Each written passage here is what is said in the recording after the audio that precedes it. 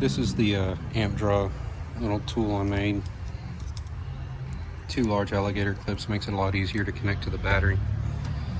So you can try to keep the connection between the battery and the terminal and pull this off and keep those all connected, or you can go ahead and just pull the connector off here, the terminal end, off the battery, and then connect one of these to the wire and one to the battery.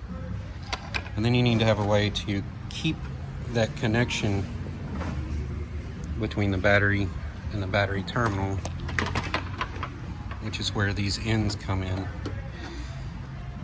This probably looks a little complicated, but that's a headlight connector or pigtail.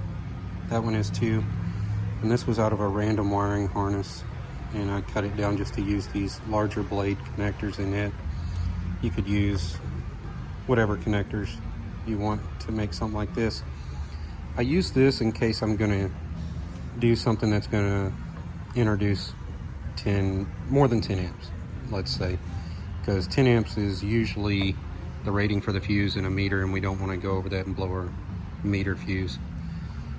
So I have this one connected when I connect those there to the battery and battery terminal, and that will keep the connection to the vehicle. You can put one in there. I'll put 2 in there just to have kind of a redundant safety measure. So what I'll do is I will have this connected and I'll let the car go to sleep. So after 30-45 minutes, I'll come back, leaving that 10 amp fuse in there, and I'll pull one of these out because the fuse is still going to keep the connection. So I pull one of these out, and if my 10 amp fuse survives, then I know I have less than 10 amps going through there, less than 10 amps of draw, and it's not going to harm my meter. So then at that point, I hook my meter to this headlight connector. Oh, dropped the phone. And this is ended up working out really good. These fit in here really tight. Probably go to the junkyard and cut a couple of headlight pigtails off, or just order some headlight pigtails. I think these are for 9006 bulbs, if I remember right.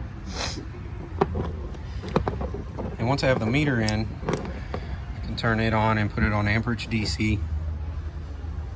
If your screen doesn't show AC DC, I always keep in mind that the DC to me looks kind of like a street with a lane line there and like a lane divider dots. So I always think about cars when I see that because it looks like a street. That would be AC for homes. So anyways, back on the DC amperage setting, I have a self-ranging multimeter, and right now it's reading down to milliamps, which we need to see about 30 to 60 milliamps, so that would be 0.03 to 0.06. So anyways, we have that connected. We've let the car go to sleep. We made sure we didn't have over a 10 amp draw because our fuse didn't pop.